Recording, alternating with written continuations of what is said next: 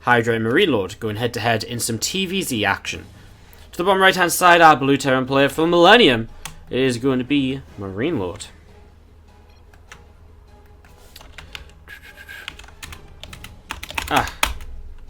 I'm not referee to tell him.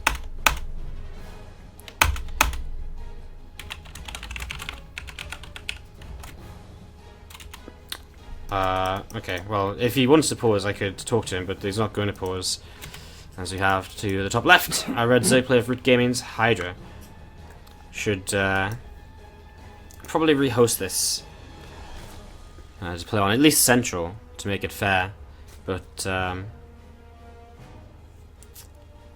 we can rehost. I think that's what MarineLorD wants here, wants to rehost, which is fine. Just I can't type because I'm not a, referee.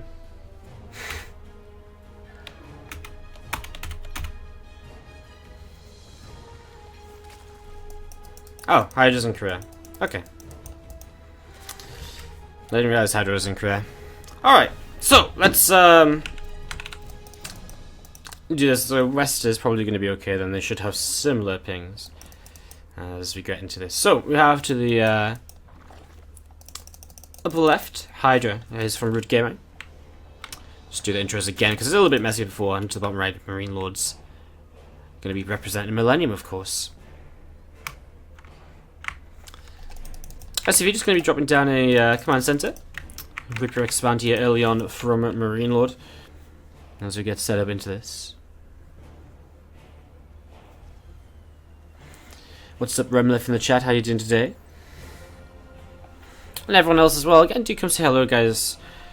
Especially in the early stages of the game. Nice to see what you guys are, who you guys are cheering on and stuff like that. So let me know what's up. Let me know what's happening. Let me know who you're supporting. As we kick off into King Stage on station. Second react's already on the way up from MarineLorD, so we already begin to see a little bit of an idea as to how he's going to play out this game. Going to play that double medevac stim drop playstyle.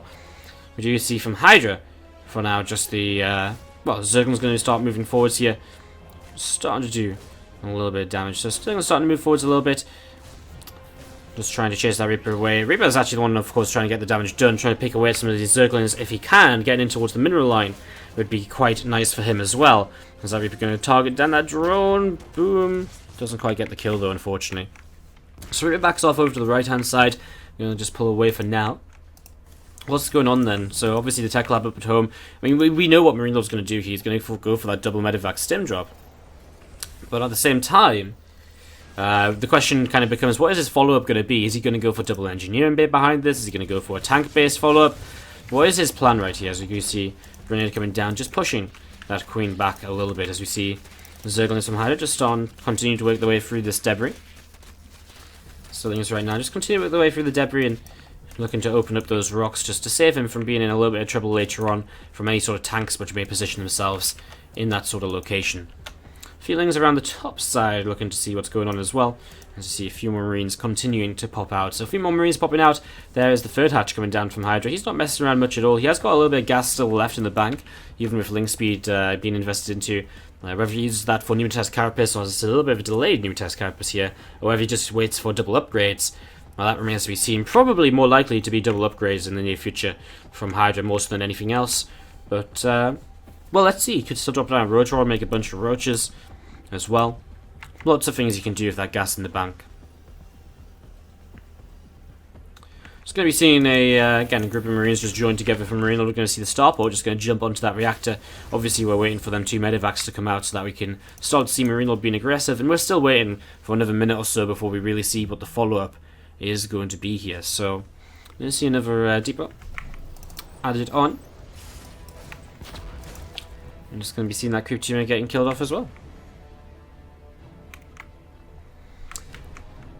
There's the melee upgrades though, so we get an idea as to what Hydra wants to play. Fast double melee upgrades. It's interesting, we're seeing more and more Ling Bane lately in openings in ZvT. For a long time people were like, well, it's all about Roach Ravager and whatever.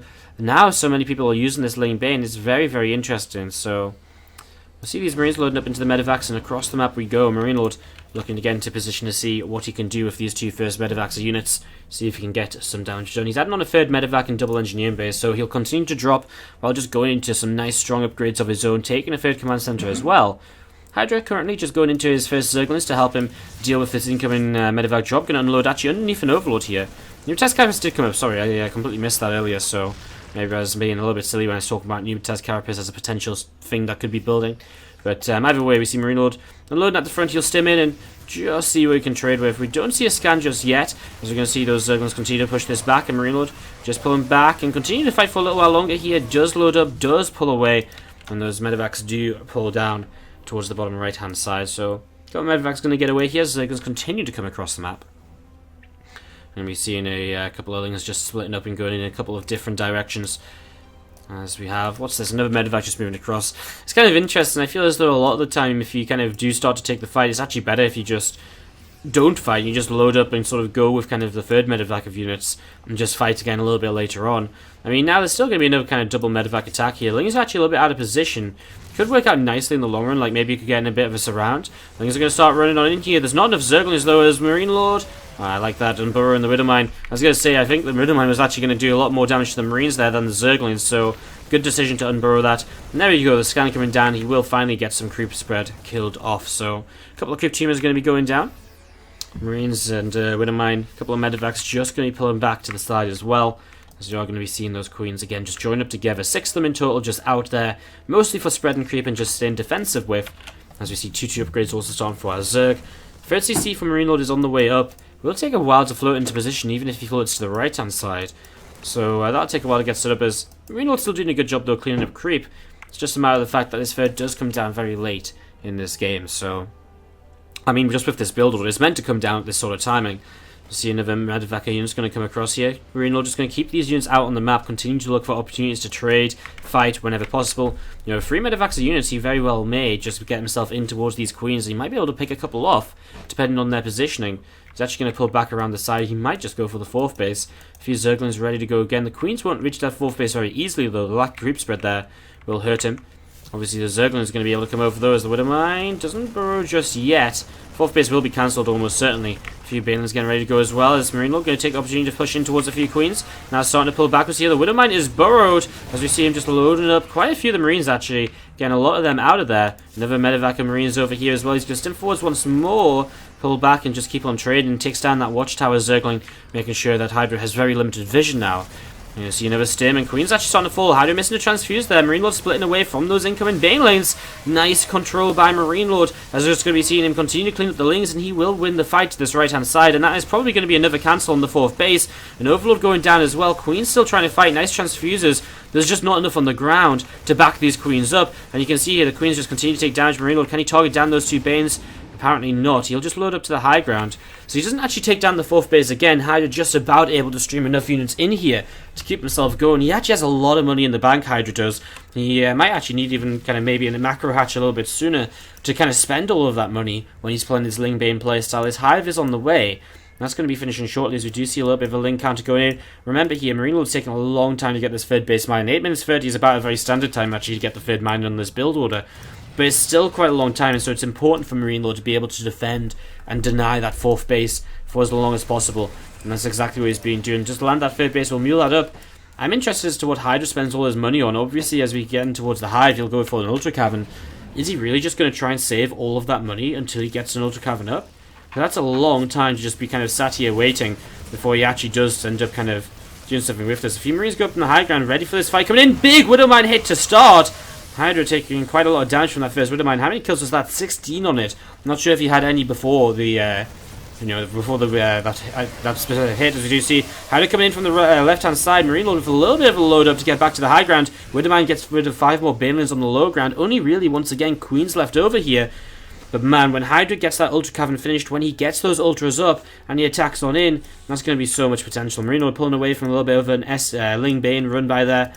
Saturation is looking pretty good actually, just needs maybe a few more SCVs to get his 3rd base fully saturated. We see Marine's going to stim forwards again. Queens will keep on transfusing, I imagine, here and there. MarineLorD loads up once more, going to back away towards his reinforcements. First 2 Ultras are in the production tab, as Hydra actually spends a lot of his gas elsewhere and a lot of his minerals elsewhere on kind of extra upgrades, free chitinous plating. So he actually only has 2 ultras, which again I won't have kind of straight away here. You're going to see the first Widowmine's doing a pretty good job, and this time they really does look as though maybe, just maybe, there's too many Marines starting to push forwards here. Hydra cannot get those ultras out quick enough. We see the Ling Bane coming in. There's still a lot of Marines in the back as well, though, and as those Banelings begin to disappear, we actually already see 2 Liberators coming across. MarineLorD is ready to go for this. He's ready to use those Liberators and, you know, fight against Ultralists, actually. So here we go. We're going to be seeing these Marines once again looking to fight. There's the Ultra popping out, getting trapped there a moment or two. Doesn't take any damage just yet, as we're going to be seeing the Marines just continue to push forwards. I mean, MarineLorD has a very good position on this 4th base. I'd be surprised, actually, if MarineLorD doesn't kill off this 4th base. A couple more Widowmines just moving a bit further forwards means these Ultras can't really commit to fighting. MarineLorD is down, only on 1-1 upgrade still, so the Liberators will come in, the Widowmines too, and those Ultras do take a lot of damage there. 2 of them going down very quickly, a 3rd one also, still no kindness plating. 1 Liberator gets picked off, as MarineLorD, he really wants to try and get that base. There is transfuses available, so actually maybe the base does survive. Another couple of Widowmines will burrow, 1 will go off on an Ultralisk, actually helps to kill off the Liberator there in the end, as MarineLorD in the end is just not quite going to get that 4th, loses a lot, but will pull back to an army where he's got a couple more Libers coming up. I mean, the main problem for MarineLorD may be the fact that he lost so many medevacs, because now, unable to rebuild those medevacs because he wants to build Liberators, that might become very costly for him. He's actually got a 2nd starport though, wow, look at that. That's something we don't see enough of, I don't think. He's actually got 4 starports, okay, wow. That's something we don't see enough of, I feel, in the TVZ, getting a situation where you know you're going to have to start making Liberators, and knowing that if you do lose your, you know, if you do end up losing your initial medevacs, you're going to have to build Liberators and medevacs at the same time. So getting up to multiple starports here means he can rebuild a couple medevacs while getting that Liberator count up, and that's exactly what he needs. He's still rallying out towards the front here. Intrigued to see where exactly. He's actually rallying across the map, which is still a bit of a mistake, actually. So he needs to get those units, stop them from going across, actually just gather himself towards this 4th base instead, which is actually just his main base orbital, currently moving into position. So main base orbital going to fly over to the 4th, going to be landing in the very near future. Free upgrades continue to come in from MarineLorD, so they on the way up, but he is behind in upgrades overall. His opponent with that final set of upgrades already finished up. It's an interesting one. How are we going to go for a little bit of a run by in towards this 3rd base? He's got a few Balins already set up over here. He's been running by multiple times throughout. Hasn't really found a lot of damage yet with any of these attacks. I love this by MarineLorD. Actually, that creep spread very limited to the left-hand side from earlier in the game. As here we go, Baneling's going to move forwards to the Zerglings as well. The bunker will go down to the Banelings, or maybe not. MarineLorD will repair it. 4 Banes is not enough here.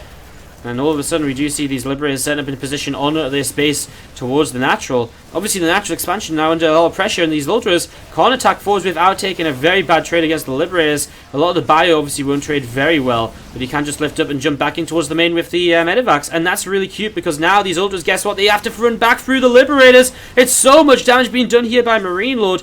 And guess what? He just comes back down towards these Liberators to do the exact same once again. So much damage onto the Ultras. 9 workers did go down from that little bit of a Ling run by. MarineLorD also setting up in a bunker on this base here, knowing that he doesn't have a 4th base to morph into a planetary. He knows he probably needs a probably needs the kind of bunker there to help him protect. Liberator's starting to go down here as the Corruptors come in though. 1 Ultra left over. That 1 Ultra will help to push this back. A couple more Liberators getting ready to go. There's still Liberators in Corruptors in the sky to help fight against it. Corruptors taking some damage though. MarineLorD's taking a supply lead now, as we're going to be seeing a single Liberator, a 2nd Liberator as well, going to be sieging up in a moment or two. So a couple of Liberators sieging up once again, man. One of those Ultras is just so low, and it is going to go down very quickly here. Reinforcements arrive across the map. I think that's going to be all it really takes. The Corruptors get targeted down, and it looks as though MarineLorD is going to push himself into victory here in game number 1 of this best of 3 series. A couple of Corruptors get targeted as well, and there it is. Very well played TVZ game 1 for MarineLorD. He takes the lead. This had MarineLorD to the bottom right hand side is going to be the blue turn player from Millennium taking game number 1. Can he close it out? He is MarineLorD. And to the top left hand side is going to be that red Zerg player from Root Gaming. Let's see it, guys, if you're cheering on Hydra.